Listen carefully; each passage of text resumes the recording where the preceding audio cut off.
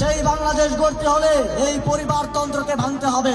জুলাই বিপ্লবের অন্যতম নেতা ও সাবেক উপদেষ্টা আসিফ মাহমুদ সজীব ভুঁইয়ার বিরুদ্ধে অর্থ পাচার, বিটকয়েন লেনদেন এবং ব্যক্তিগত কেলেঙ্কারির নানা অভিযোগের পাহাড় জমেছে। সম্প্রতি বাংলাদেশ ফিনান্সিয়াল ইন্টেলিজেন্স ইউনিট তার ও তার পরিবারের ব্যাংক হিসাব তলব করায় রাজনৈতিক অঙ্গনে তীব্র চাঞ্চল্যের সৃষ্টি হয়েছে। শাপলা গলিতে ভোট দিলে আপনাদের প্রত্যেকের ঘরে ঘরে অন্তত একজনের কর্মসংস্থান নিশ্চিত করা হবে। আসিফ মাহমুদের বিরুদ্ধে 4 দেশে 11,000 কোটি টাকা পাচার ও অবৈধ বিটকয়েন বাণিজ্যের অভিযোগ রয়েছে। দুর্নীতি দমন কমিশন বা দুদক বর্তমানে প্রায় 1,000 কোটি টাকার দুর্নীতির তথ্য যাচাই করছে। এছাড়া তার পিএস মাহফুজের বিরুদ্ধে 4,500 কোটি টাকা নিয়ে বিদেশে পালানোর অভিযোগ ওঠে, যার প্রেক্ষিতে কিছু অডিও কলও ফাঁস হয়েছে। এমনকি জনৈক কলেজ ছাত্রীর অ্যাকাউন্টে স্বাভাবিক লেনদেন এবং আসিফের ব্যক্তিগত SMS ফাঁসের ঘটনা তদন্তে নতুন মাত্রা যোগ করেছে। আসিফ মাহমুদ এসব অভিযোগ অস্বীকার করে দাবি করেছেন, ঢাকা দক্ষিণ সিটি কর্পোরেশনের মেয়র পদে লড়ার ঘোষণা দেয় তাকে রাজনৈতিকভাবে ফাঁসানো হচ্ছে। ট্রান্সপারেন্সি ইন্টারন্যাশনাল বাংলাদেশ স্বচ্ছ তদন্তের দাবি জানালেও সতর্ক করেছে যেন তাকে রাজনৈতিক প্রতিহিংসার শিকার বানানো না হয়। বাংলাদেশের শান্তি, সমৃদ্ধি এবং অগ্রগতির জন্য সবাই দোয়া করবেন। সানজিদ আফরিন, সোনিয়া, নাগরিক, প্রতিদিন।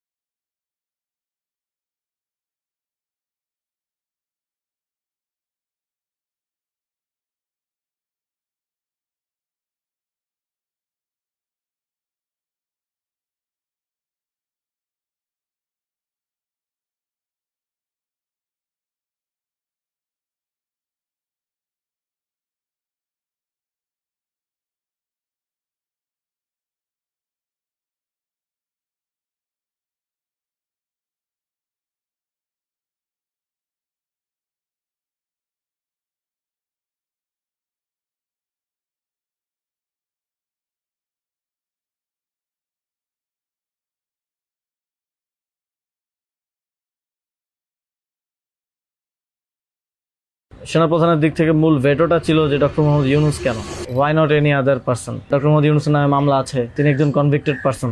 একজন কনভিক্টেড পার্সন আসলে কিভাবে একটা দেশের প্রধান উপদেষ্টা হতে পারে? আওয়ামী লীগ একটা লোককে একেবারেই দেখতে পারছে না, এবং বাংলাদেশে তো আলটিমেটলি 30-40% পিপল আওয়ামী লীগকে সাপোর্ট করে। এই 30-40% পিপলের মতামতের বিরুদ্ধে গিয়ে একটা লোককে প্রধান উপদেষ্টা করা উচিত?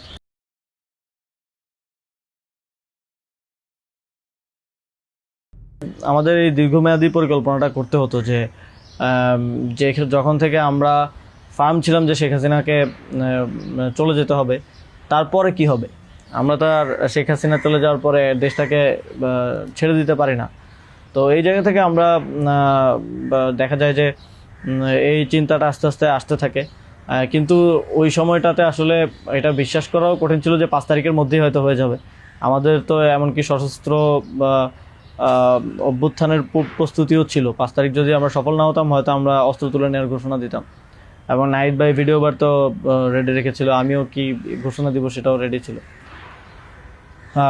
তবে এর আগে আমরা এটা অনুভব করি যে পরবর্তীতে আমরা আসলে দেশটার আসলে কি হবে শেখ হাসিনা চলে যাওয়ার পরে। সেই জায়গা থেকে মানে এটা কোনো কালেকটিভ ডিসিশন এরকম ছিল না, এমন না যে আমরা মিটিং করে ডিসিশন নিয়েছি যে ডক্টর ইউনূসকে প্রধান উপদেষ্টা বানানো হবে বা এরকম কিছু।